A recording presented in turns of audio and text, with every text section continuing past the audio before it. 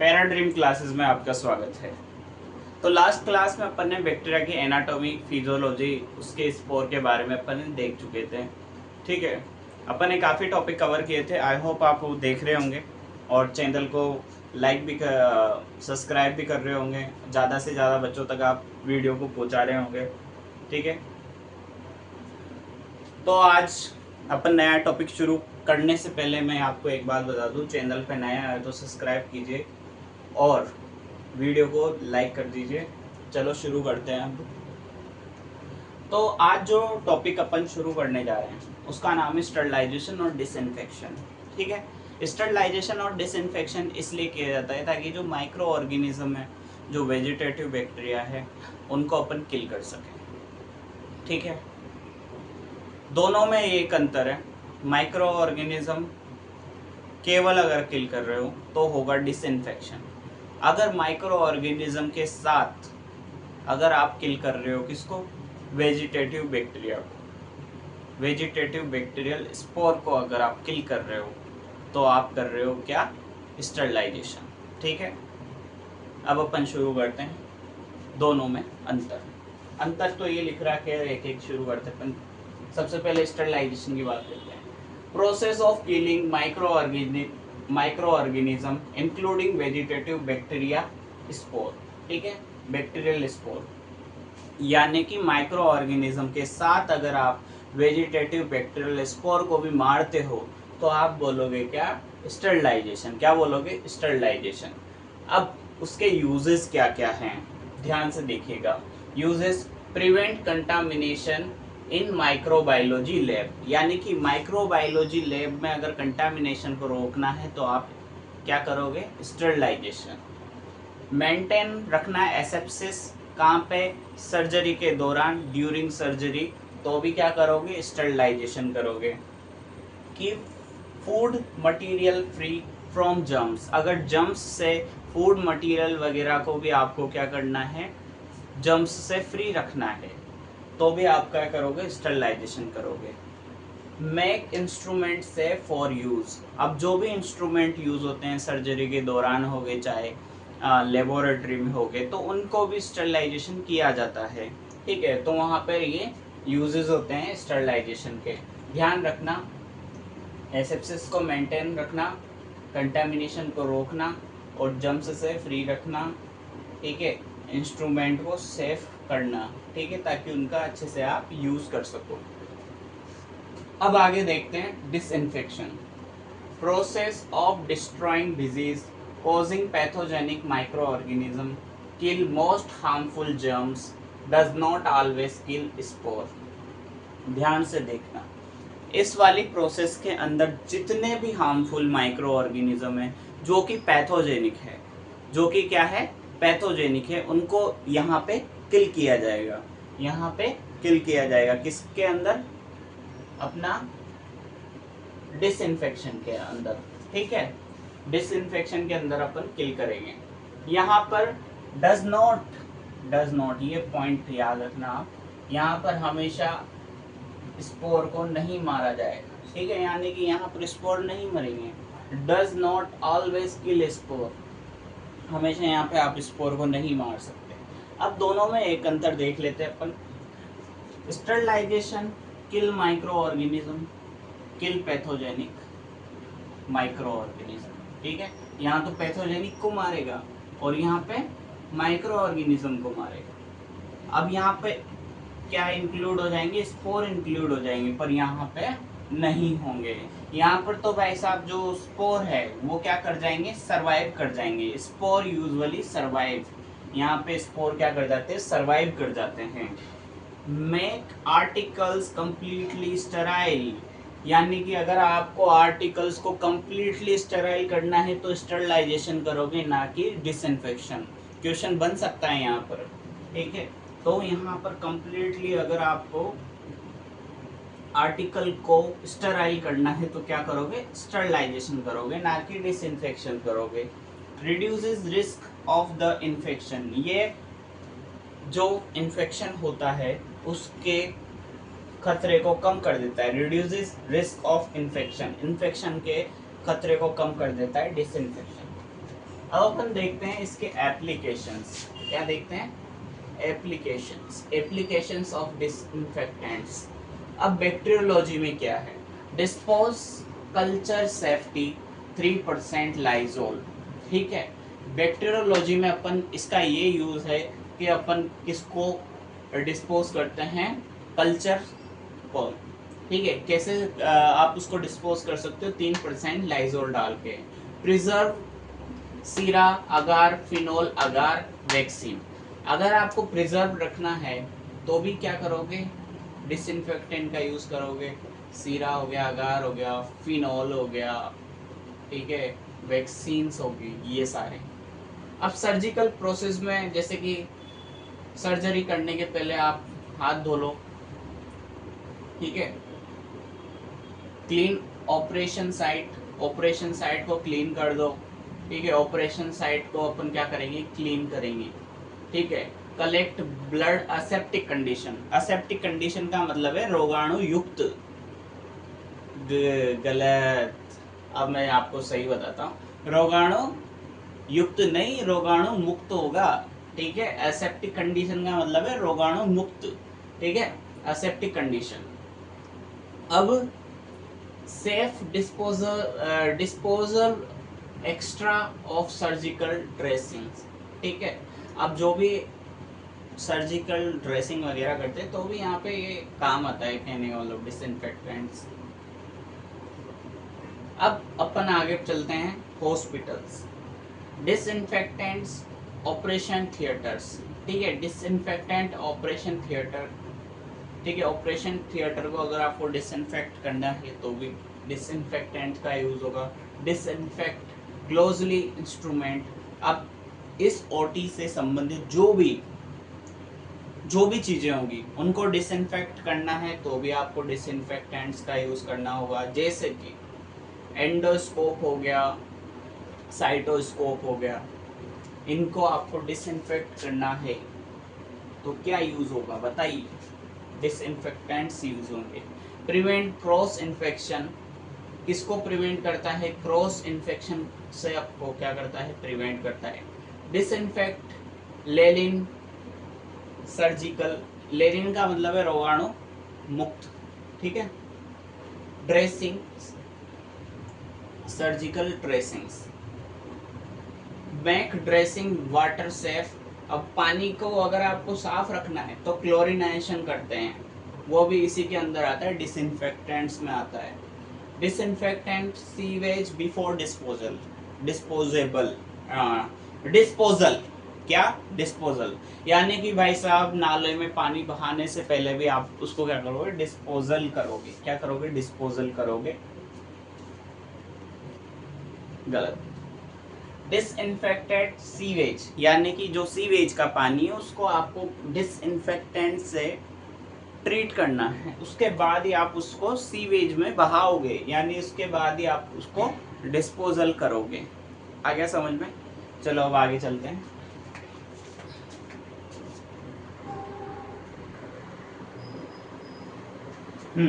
तो नेक्स्ट चलते हैं आगे, इम्पोर्टेंट डेफिनेशंस, ठीक है। अब इम्पोर्टेंट डेफिनेशंस में क्या क्या है? Antiseptics prevent infection by the stopping growth of bacteria, यानी कि एंटीसेप्टिक क्या होते हैं? ये प्रिवेंट करते हैं इन्फेक्शन से, ठीक है। ये बैक्टीरिया की ग्रोथ को क्या कर देते हैं? रोक देते हैं। जैसे कि डिटोल हो गया, सेवलॉन हो गया, ये एंटीसेप्टिक के उदाहरण हैं। दूसरा होता है बैक्टीरिसीडल एजेंट, ये बैक्टीरिया को किल करते हैं। बैक्टीरिसीडल एजेंट, ये बैक्टीरिया को किल करते हैं। दूसरा होता है बैक्टीरियोस्टैटिक एजेंट। बैक्टीरियोस्टैटिक एजेंट क्या होते हैं? नाम से पता चल रहा है, स्टॉप्स बैक्टीरिया, ठीक है, stops bacteria from multiplying but does not kill them, यानी कि ये मल्टीप्लिकेशन से रोकेगा, यानी कि मल्टीप्लिकेशन को रोकेगा, ठीक है। डू नॉट किल देम, उनको मारेगा नहीं, ये रोकेगा, मारेगा नहीं। और ये क्या करेगा कि मारेगा। कौन मारेगा? बैक्टीरियोसीडल एजेंट। बैक्टीरियोसीडल एजेंट तो मारेंगे, और ये क्या करेगा? रोक देगा, रुको। और ये क्या करेगा? कि prevent infection by the stopping growth of bacteria. ठीक है, प्रिवेंट इन्फेक्शन, इन्फेक्शन से बचाएगा। कैसे बचाएगा? स्टॉपिंग, क्या स्टॉप करेगा? ग्रोथ ऑफ बैक्टीरिया, बैक्टीरिया की ग्रोथ को रोककर क्या करेगा? इन्फेक्शन से बचाएगा। ठीक है, कौन बचाएगा? एंटीसेप्टिक। उसके एग्जाम्पल क्या देखे? डिटॉल और सेवलॉन। ठीक है, बैक्टीरियासीडल एजेंट मैंने बता दिया, बैक्टीरिया को मारता है। बैक्टीरियोस्टैटिक एजेंट क्या होते हैं? बैक्टीरियोस्टैटिक एजेंट क्या होते हैं? जो कि क्या करते हैं बताइए? ये स्टॉप्स बैक्टीरिया, ठीक है, स्टॉप्स बैक्टीरिया फ्रॉम मल्टीप्लिकेशन। ठीक है, यानी कि जो बैक्टीरिया मल्टीप्लिकेशन कर रहा होगा उसको रोक देगा, है ना, उनको मारेगा नहीं। अब अपन आते हैं मेथड्स पे, किस पे आते हैं? मेथड्स पे। अब ध्यान से सुनिएगा, अगर मैं मेथड्स की बात करूं तो जो डिसइंफेक्शन है और जो आपकी मैं बात करूं क्या बोलते हैं, स्टरलाइजेशन, स्टरलाइजेशन और जो आपका डिसइंफेक्शन है, ये दो प्रोसेस है। यहाँ पे जो फिजिकल मेथड है वो यूज़ किए जाएंगे आपके डिसइंफेक्शन के लिए, और जो केमिकल मेथड है ये यूज़ किए जाएंगे आपके डिसइंफेक्शन के लिए। याद रखना ये बात। अब ध्यान से सुनिएगा, जैसे कि sunlight, drawing, dry heat, moist heat, filtration, radiation, ultrasonic vibration. ठीक है, ये तो हो गए फिजिकल मेथड।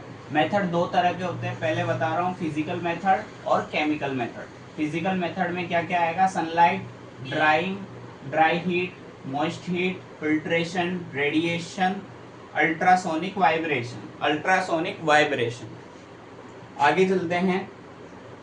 अब केमिकल मेथड में क्या आएंगे सर? तो यहाँ पे आएगा आपका acid, alkalines, salt, halogens, oxidizing agent, oxidizing agent, reducing agent, formaldehyde, phenol, soap, dyes और एरोसोल्स। ठीक है, अब इसके लिए एक ट्रिक है। Some doctors do fine research usually. Some, sunlight, doctors, drawing, do, dry heat, many, moist, fine, filtration, research, radiation, usually, ultrasonic। ठीक है, ये ट्रिक है, आप याद रख सकते हो इसको। ठीक है, ये फिजिकल मेथड जो भी हैं उसकी ट्रिक है ये। अब आगे देखो, ये वाली ट्रिक है आपकी किसकी? केमिकल मेथड की। ठीक है, all smart humans often read funny poems, stories daily, always। ठीक है, all का मतलब है एसिड्स, ठीक है, एल्किलाइंस, एसिड और एल्किलाइंस ये दोनों वर्ड से हो जाएगा। Smart, salt, humans, halogens, often, oxidising agent, read, reducing agent. ठीक है, रिड्यूसिंग एजेंट, फनी से फॉर्मेल्डिहाइड, पोएम से फिनॉल, स्टोरेज से सॉप, डेली से डाइज और ऑलवेज से एरोसोल्स। ठीक है, अब आगे चलते हैं अपन।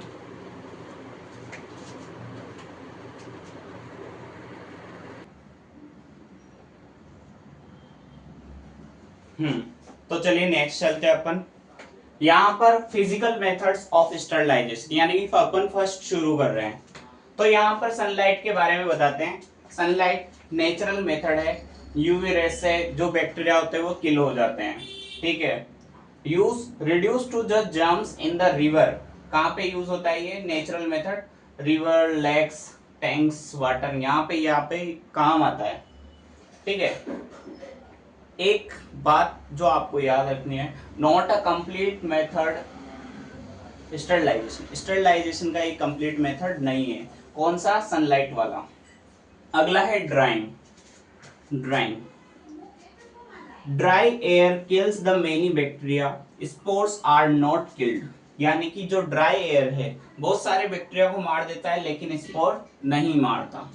ठीक है, Therefore it is not reliable method, इसीलिए ये रिलायबल मेथड नहीं है। अपन ने जो शुरू में डेफिनेशन देखी थी वहां पर एक बात याद रखिएगा आप, नॉर्मली जो टोटल मिला के डेफिनेशन बोली जाती है उसके अकॉर्डिंग मैंने बोला है, ठीक है। यहाँ पे मेथड की बात हो रही है, okay. Drawing, dry air kills many bacteria, spores are not killed, therefore it is a not reliable method। ये reliable method नहीं है ड्राई करना, ठीक है। सनलाइट से आपको पता ही है यूवी रेस से बैक्टीरिया मर जाएंगे, लेकिन ये स्टरलाइजेशन का प्रॉपर मेथड नहीं है। और अब अपन चलते हैं हीट स्टरलाइजेशन। अब यहाँ पर फैक्टर्स होते हैं कुछ जो अफेक्ट करते हैं, ठीक है, heat sterilisation. Type of heat, यानी कि हीट आप कौन सी दे रहे हो, क्या वो ड्राई हीट है, क्या वो मॉइस्ट हीट है, ठीक है, मतलब वो कौन सी हीट है, या वो ड्राई हीट हो सकती है या मॉइस्ट हीट हो सकती है, ठीक है, उस पर डिपेंड करेगा। अगला है temperature.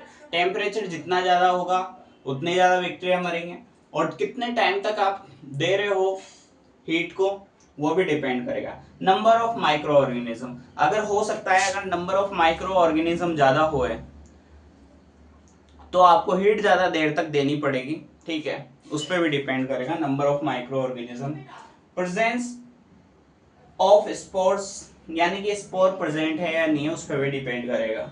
Type of material being sterilisation, उस मटेरियल पे भी डिपेंड करेगा भाई आप कौन सा मटेरियल क्या कर रहे हो, स्टरलाइजेशन कर रहे हो, ठीक है, क्या कर रहे हो, स्टरलाइजेशन आप कर रहे हो। अब आगे चलते हैं।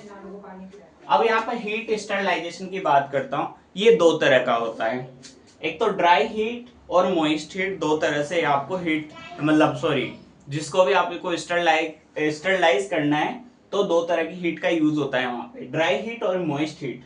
ड्राई हीट के 4 मेथड है यहाँ पे, red, hot, flaming, incineration, incineration, बोलो एक बार, इंसनरेशन, ठीक है, हॉट एयर ओवन, ये 4 मेथड होते हैं।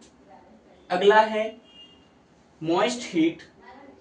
मॉइस्ट हीट में यहाँ पे टेम्परेचर को 3 तरह से रखा जाएगा, एक तो 100 डिग्री सेल्सियस, 100 डिग्री से ज्यादा और 100 डिग्री से कम। ध्यान रखिएगा 100 डिग्री से ज्यादा, 100 डिग्री और 100 डिग्री से कम, ये 3 तरह के मेथड यूज होते हैं मॉइस्ट हीट स्टरलाइजेशन में। यहाँ पर अगर 100 डिग्री से ज्यादा यूज होता है तो एक ऑटोमेशन का आपने नाम सुना होगा, वहां पे 121 डिग्री सेल्सियस का यूज किया जाता है, 115 PSU है ना, तो उस दाब पर यूज किया जाता है, ठीक है।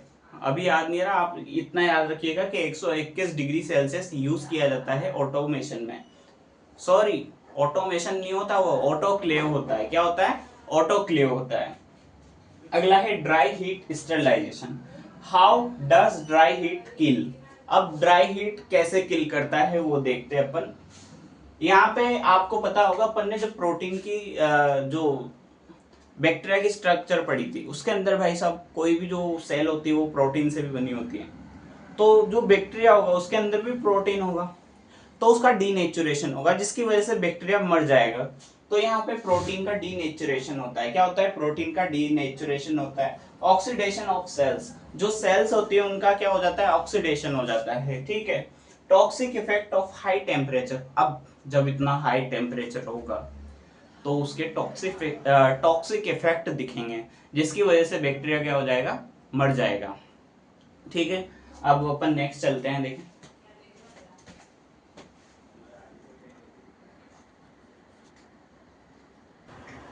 हाँ, तो अब नेक्स्ट है ड्राई हीट। अब जो ड्राई हीट होती है अपन ने देखा था रेड, फ्लेमिंग और इंसिनरेशन और हॉट ओवन होता है, ठीक है। यहाँ पर जो रेड हॉट की अगर मैं बात करूँ तो red hot metal instrument are heated until the red hot, यानी कि जो इंस्ट्रूमेंट है जब तक वो क्या नहीं हो जाए, एकदम रक्त तप्त, यानी कि एकदम लाल हॉट नहीं हो जाए तब तक अपन क्या करेंगे, गरम करेंगे, ठीक है, इंस्ट्रूमेंट को। Used for inoculating loop needles forceps, यहाँ पे इसका यूज होता है, ठीक है। फ्लेमिंग वाला मेथड, इसमें एक बात याद रखना, instrument is passed through the flame में अपन पास करेंगे, it does not become red hot, यहाँ पर ये जरूरी नहीं है भाई साहब के भाई जो इंस्ट्रूमेंट है वो रेड हॉट हो जाए। अब यहाँ पे काम आता है, कहाँ पे काम आते हैं इन फ्लेमिंग वाली विधि, mouth of culture tubes, glass slides, cotton plugs, यहाँ पर ये फ्लेमिंग वाला मेथड काम आएगा। अगला है incineration. Incineration Burns infected materials completely. जो मटेरियल है उसको कंप्लीटली बर्न करना हो तो इंसनरेशन काम आता है। इसका यूज़ होता है solid dressings, animals, caskets, bleeding pathological waste. ठीक है, यहाँ पे ये काम आएगा। अगला है हॉट एयर अवन। ठीक है, अगला क्या है, हॉट एयर ओवन। यहाँ पे याद रखना कि 160 डिग्री टेम्परेचर होता है 1 घंटे के लिए। ठीक है, use for the glass, syringe, petri dishes, test tubes, flask, pipettes, cotton swabs और स्केपल्स के लिए यूज़ होता है। क्या यूज़ होता है, हॉट एयर ओवन। ठीक है, अब आगे चलते हैं अपन। हाँ, तो आगे चलते हैं अपन हॉट एयर ओवन के बारे में एक बार और देख लेते हैं क्योंकि इंपॉर्टेंट टॉपिक है ये। हॉट एयर ओवन में 160 डिग्री सेल्सियस पर 1 घंटे के लिए रखते हैं। ठीक है, कोई भी आर्टिकल्स को, जैसे कि ग्लास सिरिंज होगी, पेट्री डिश होगी, फ्लास्क होगी, पीपेट होगी, कॉटन स्वैप्स, हाँ, सीजर्स होगी, स्केपल्स होगी, लिक्विड पैराफिन, डस्टिंग पाउडर, इन सबको अपन किस में रखते हैं, हॉट एयर ओवन में। किसके लिए रखते हैं, स्टरलाइजेशन के लिए। प्रिकॉशंस याद रखिएगा, उसका फैन जो होना चाहिए वो चालू होना चाहिए, प्रॉपरली वर्क करना चाहिए। ठीक है, डू नॉट ओवरलोड। ठीक है, आप हॉट एयर ओवन में भर भर के सामान रख रहे हो, ऐसा नहीं होना चाहिए, यानी कि उसको ओवरलोड नहीं करना। कूड cool for 2 hours before the opening, यानी कि उसको कूल होने देना है ओपनिंग करने के 2 घंटे पहले। ठीक है, cool for 2 hours before opening. ठीक है, कूल करना है उसको, किसको, हॉट एयर ओवन को। ठीक है, खोलने से पहले 2 घंटे तक उसको ठंडा करना है, फिर आपको खोलना है उसको।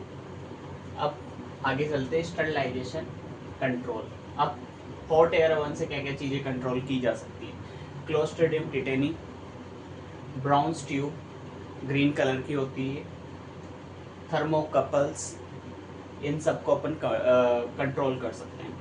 अब यहाँ पे दी जाएगी हीट, मॉइस्ट हीट का। ठीक है, अपन ने ड्राई हीट के बारे में पढ़ लिया, अब चलते हैं मॉइस्ट हीट पे। मॉइस्ट हीट 3 तरह से होती है। एक तो above 100 degree Celsius, at 100 degree Celsius और बिलो द 100 डिग्री सेल्सियस, यानी कि 100 डिग्री सेल्सियस से कम, ठीक है, 100 सेल्सियस पे, और 100 डिग्री सेल्सियस से ज़्यादा। ठीक है, ये आगे देखते हैं अपन।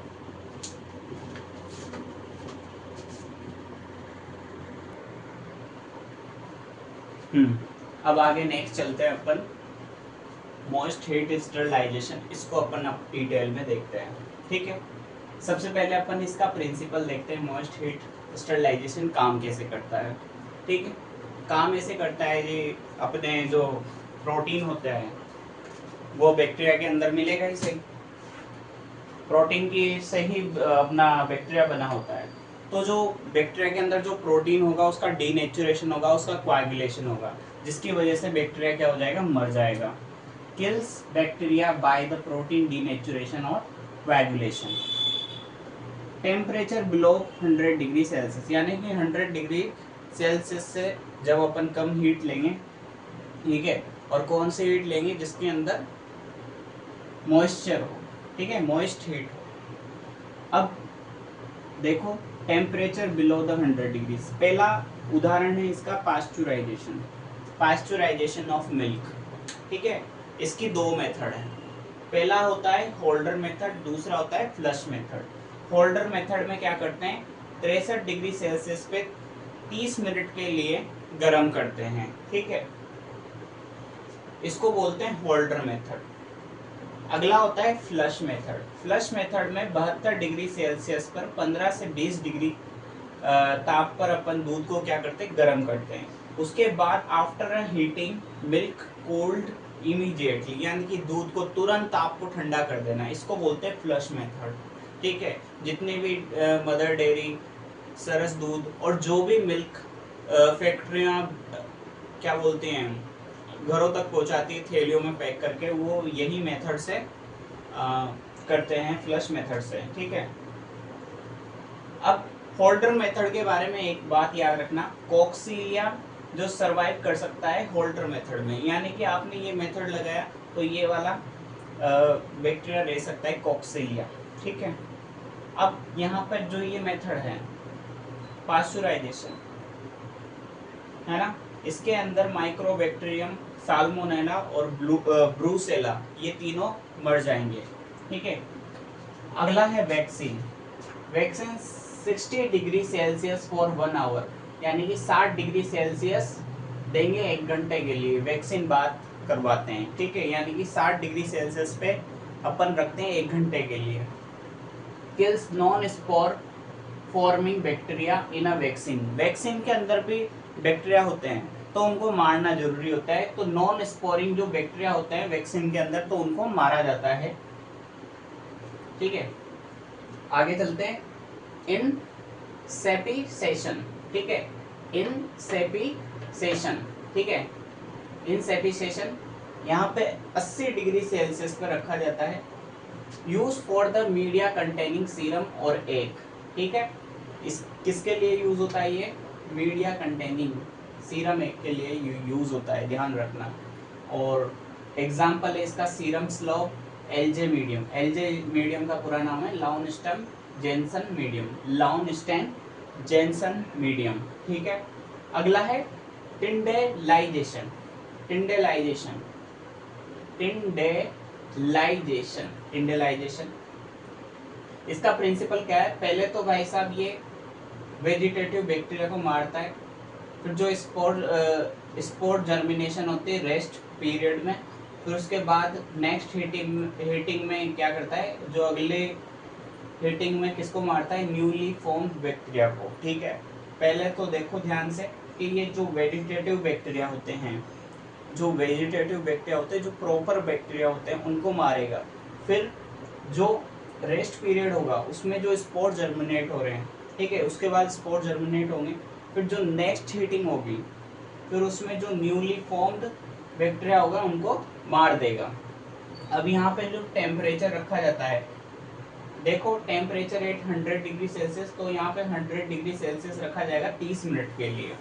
डन ऑन 3 पॉजिटिव डेज, ठीक है, 3 पॉजिटिव डेज में ये कंप्लीट होगा। ठीक है, यूज्ड फॉर, अब यहाँ पे ये किस किस के लिए यूज होता है, एग कंटेनिंग मीडिया के लिए यूज होता है, ये सीरम कंटेनिंग मीडिया के लिए यूज होता है, egg containing media, serum containing media के लिए ही यूज होता है। अगला है boiling, boiling 100 degree Celsius for 30 minute, boiling आप करोगे 100 डिग्री सेल्सियस पे करोगे 30 मिनट के लिए। ठीक है, use for the needles surgical instrument, boiling method काम आता है नीडल्स और सर्जिकल इंस्ट्रूमेंट के लिए।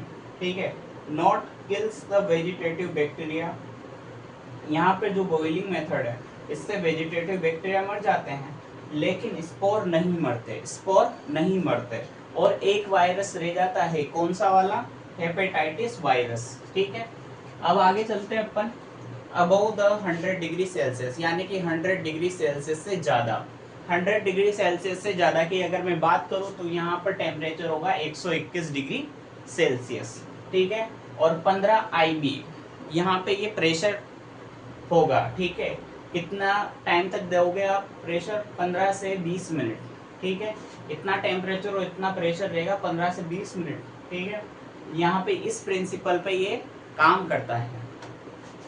Steam under the pressure kills the all bacteria and spore, अब यहाँ पर जितने भी बैक्टीरिया होते हैं, ऑल बैक्टीरिया और जो स्पोर होते हैं वो क्या हो जाते हैं, किल हो जाते हैं, यानी कि मर जाते हैं। ठीक है, अब यहाँ पे इसका यूज किसके के लिए करेंगे आप, कल्चर मीडिया के लिए यूज करोगे, रबर गुड्स के लिए यूज करोगे, सिरिंज के लिए यूज करोगे, सर्जिकल गाउन्स और ड्रेसिंग्स के लिए आप यूज करोगे, किसका, इस वाले मेथड का। ठीक है, वैसे तो इसके अंदर ऑटोक्लेव आता है, ठीक है। Sterilization control, bacillus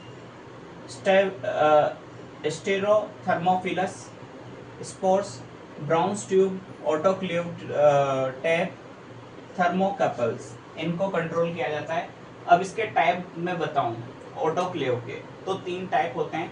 simple iron jacket, simple iron jacket, low pressure low temperature, low pressure low temperature, high pressure high high vacuum, high temperature high vacuum, यानी कि प्रेशर हाई होगा तो वैक्यूम भी हाई होगा, लो प्रेशर होगा तो low temperature होगा। Simple iron jacketed, ये तीनों इसके टाइप हैं, ठीक है। अब आगे देखते हैं।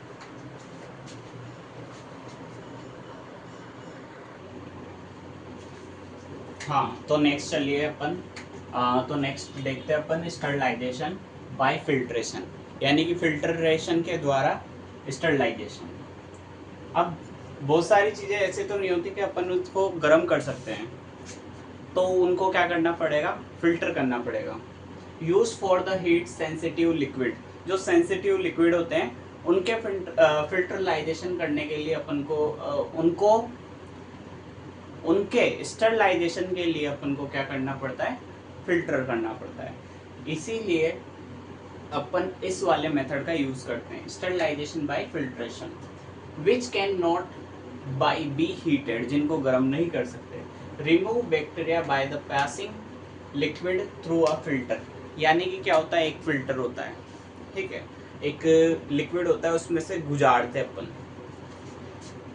Removes bacteria by the passing liquid, ठीक है, उसमें से अपन गुजारते हैं। एक मिनट ध्यान से देखिएगा। अब यहाँ पे गुजारते तो है। अब यूज किसके लिए अपन कर सकते हैं इस मेथड का, इस मेथड का यूज होता है एंटीबायोटिक सॉल्यूशन के लिए, सीरम के लिए, कार्बोहाइड्रेट सॉल्यूशन के लिए, ब्लड प्रोडक्ट्स के लिए जैसे कि आरबीसी, डब्ल्यूबीसी, प्लेटलेट्स, ठीक है, ब्लड प्रोडक्ट्स के लिए, हाइटेड फ्लूइड के लिए, वाटर प्यूरिफिकेशन के लिए। यहाँ पर किसका यूज करते हैं, स्टरलाइजेशन बाय फिल्ट्रेशन का, ठीक है।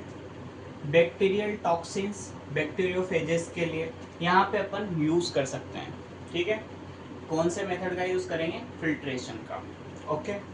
अब यहाँ पे इसका पहला टाइप आता है मेम्ब्रेन फिल्टर्स। अब जो कि बनी होती है किसकी, एस्टर नाइट्रोसेलुलोज की बनी होती है, जिसमें क्या होते हैं, जिसको क्या बोलते हैं, मल्टीपोर फिल्टर बोलते हैं। अगर एक से ज़्यादा छेद होंगे तो क्या बोलेंगे, मल्टीपोर फिल्टर बोलेंगे।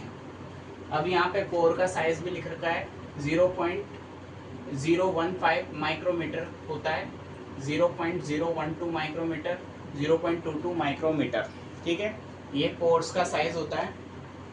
अब preparation of the parental injection solution, यहाँ पे जो मेम्ब्रेन फिल्टर है इसके क्या क्या यूज़ है, वाटर एनालिसिस करने में,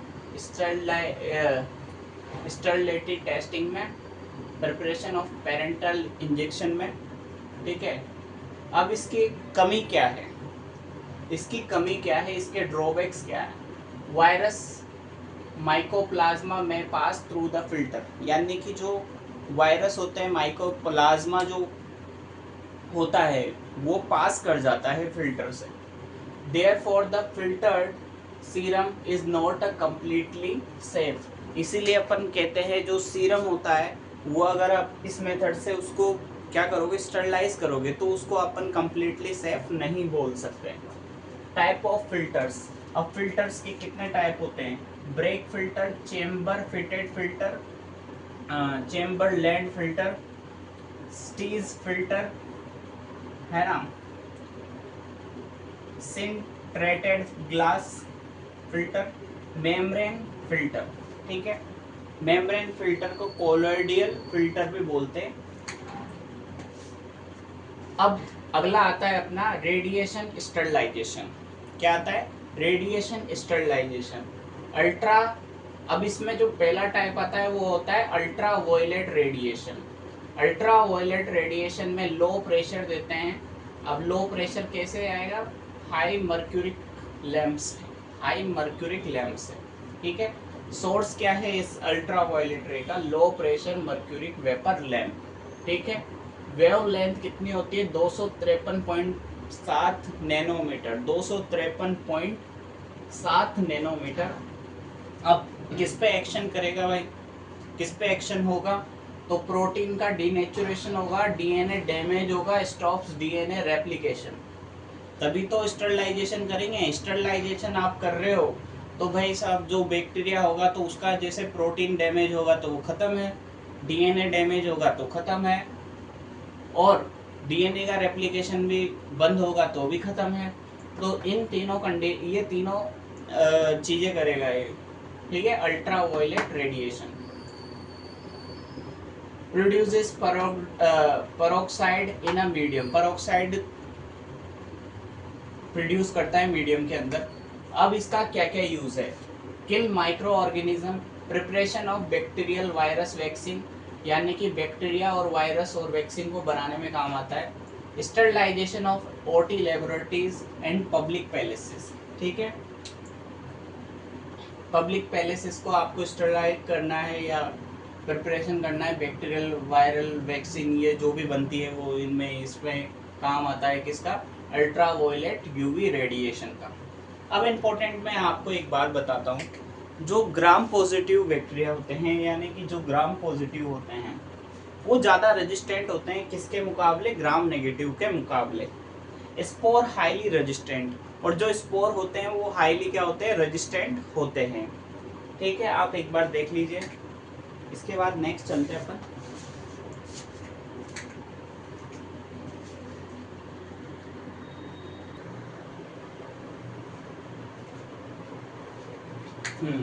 अब नेक्स्ट चलते हैं। वो रेडिएशन अपन पढ़ रहे थे उसमें ये सेकंड मेथड है, ठीक है। फर्स्ट अपन ने देख लिया था यूवी मेथड, अब ये सेकंड मेथड है एक्सरे आयोनाइजिंग रेडिएशन।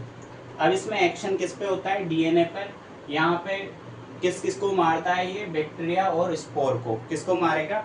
बैक्टीरिया और स्पोर को। डीएनए तो डैमेज हो जाएगा, बैक्टीरिया और स्पोर क्या हो जाएंगे? किल हो जाएंगे। कहाँ पे काम आता है? Disposable syringes, surgical catguts और एडेसिव ड्रेसिंग्स, यहाँ पे ये काम आता है। कौन? X-ray ionising radiation. अगला होता है गामा रेडिएशन। इसका सोर्स होता है वो क्या होता है? कोबाल्ट 60, कोबाल्ट 16 यूज करते हैं यहाँ पे। डोज 2.5 मॉड, ठीक है। यूज किसमें होता है? प्लास्टिक, रबर, बोन ग्राफ्टिंग में, और सर्जिकल कैट कट में, एडेसिव ड्रेसिंग में। अब अगला है अल्ट्रा वायलेट वाइब्रेशंस। ये लास्ट मेथड है किसका? अपना फिजिकल मेथड का, ठीक है। अपन ने जो सारे फिजिकल मेथड्स देखे थे उसका ये लास्ट है, ठीक है। तो अल्ट्रासोनिक वाइब्रेशन एक्शन कैसे होता है? Mechanical vibration breaks the bacterial cell. अब जो वाइब्रेशन जब दिया जाता है कोई भी सॉल्यूशन में जिसके अंदर बैक्टीरिया होते हैं, तो जो बैक्टीरिया की जो सेल है वो रप्चर हो जाती है, वो टूट जाती है। जब वो टूटेगी तो मैकेनिकल के द्वारा तोड़ा जा रहा है उसको वाइब्रेट करके, ठीक है। Mechanical vibration breaks the bacterial cell, ठीक है। इफेक्ट इसके वजह से क्या इफेक्ट होगा? बैक्टीरियोसीडल, बैक्टीरियोसीडल में अपन ने बताया था इसका मतलब होता है बैक्टीरिया मरना, बैक्टीरिया किल, ठीक है। अब आगे चलते हैं अपन।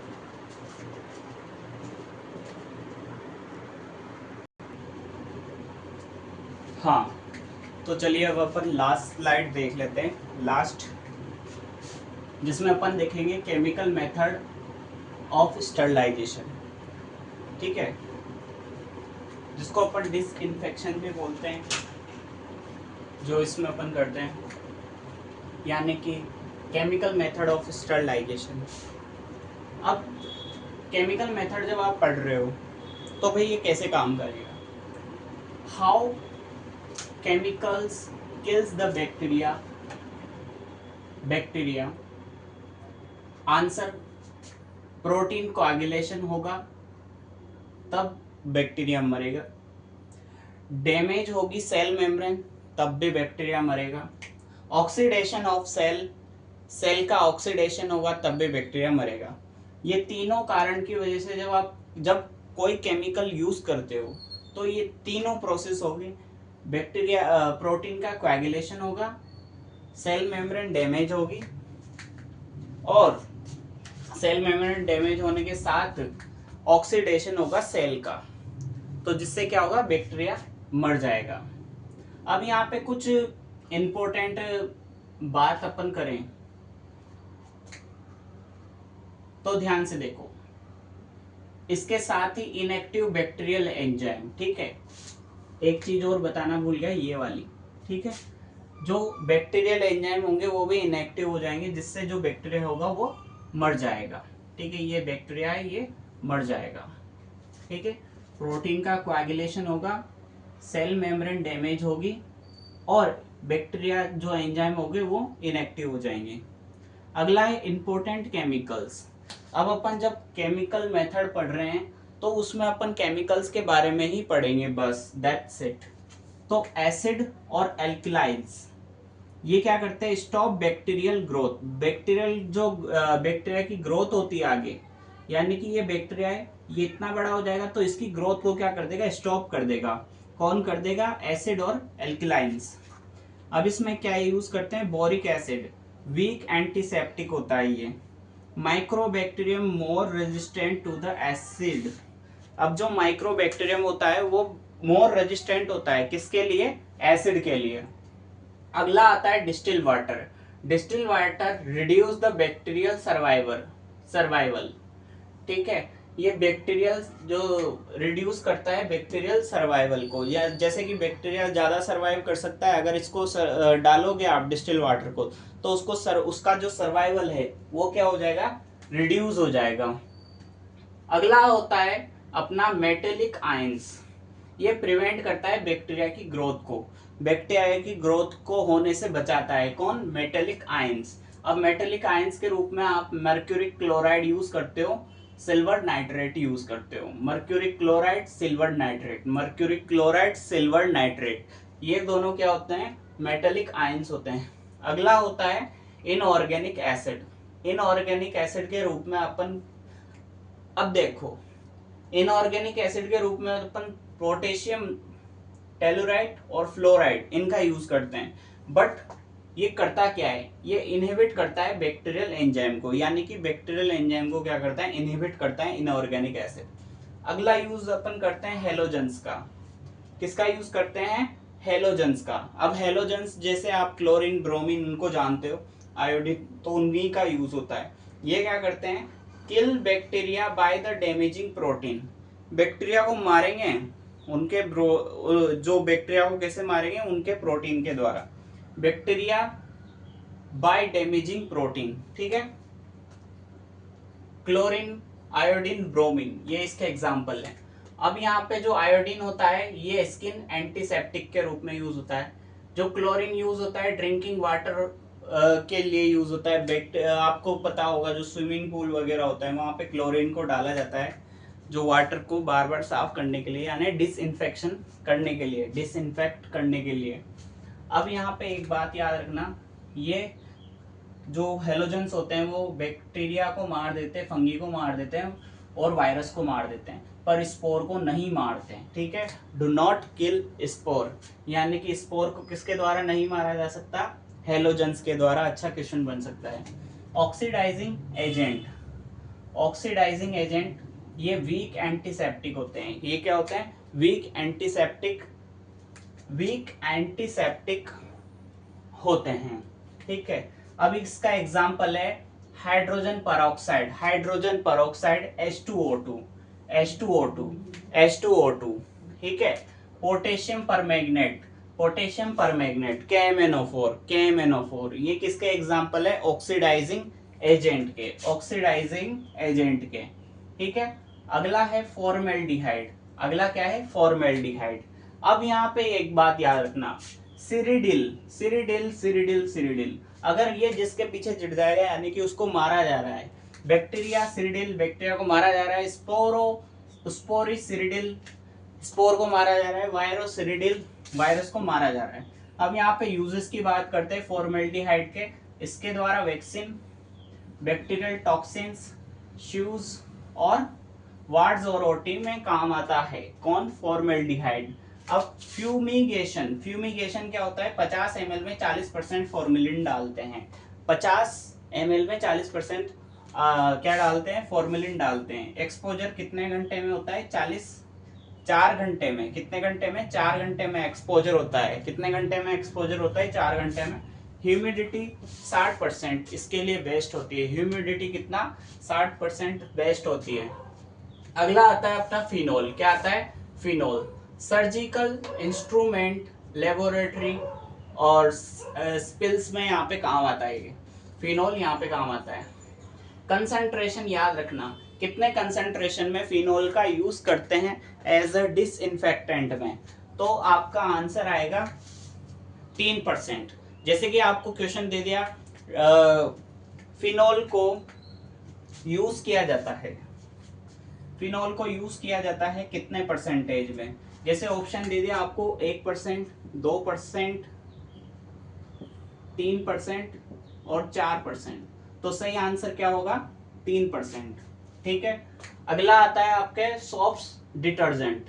यहाँ पे बैक्टीरियोसिडल और बैक्टीरियोस्टैटिक। मैंने बैक्टीरियोसिडल का बता दिया था कि इसका मतलब होता है बैक्टीरिया को किल करना। बैक्टीरियोस्टैटिक का मतलब होता है बैक्टीरिया की ग्रो को रोकना, ओनली रोकेगा। ठीक है। अगला है damage cell membrane. Damage cell membrane. ठीक है। सोप्स और डिटर्जेंट क्या करते हैं? बैक्टीरियोसिडल, बैक्टीरियोस्टैटिक करते हैं और damage of cell membrane, cell membrane के को डैमेज करते हैं। ठीक है। कौन? सोप्स और डिटर्जेंट। अगला आता है अल्कोहल। अल्कोहल, अल्कोहल इसकी जो बेस्ट कंसंट्रेशन होती है वो होती है 70%, इथाइल अल्कोहल। अब आपके क्वेश्चन पूछा जा सकता है कि भाई इसको 70% में ही क्यों लिया जाता है? 70% में अल्कोहल को इसीलिए लिया जाता है क्योंकि 70% में ये आसानी से पेनिट्रेट कर पाती है बैक्टीरिया को। ठीक है। 70% alcohol penetrate bacteria better, does not the kill the spore. अब स्पोर अल्कोहल से नहीं मरेगा। ठीक है। डाइज की बात करें, डाइज मेनली द बैक्टीरियोस्टैटिक, जो बैक्टीरियोस्टैटिक काम करती है डाई। ठीक है। Bacteriostatic more effective against the gram positive bacteria. ये अच्छे से काम करेगी किसके प्रति? ग्राम नेगेटिव बैक्टीरिया के प्रति। इसका एग्जाम्पल है gentian violet, malachite green, acriflavine. Gentian violet, malachite green, acriflavine. ठीक है। अगला है aerosols gases disinfection. Aerosols gaseous disinfection. अब इसका एग्जांपल, इसका यूजेज है रूम और एयर डिसइंफेक्शन। क्या? Room air disinfection. ठीक है। अब इसके एग्जांपल है sulphur dioxide, chlorine gas, sulphur dioxide, chlorine gas, formaldehyde vapour. Sulphur dioxide, chlorine gas, formaldehyde, ये एरोसोल्स गैसेस डिसइंफेक्शन के उदाहरण हैं। तो इस वीडियो को यहीं विराम देते हैं। आपको ये क्लास कैसी लगी इसके बारे में आप कमेंट कीजिए, वीडियो को लाइक कीजिए। Thanks for watching.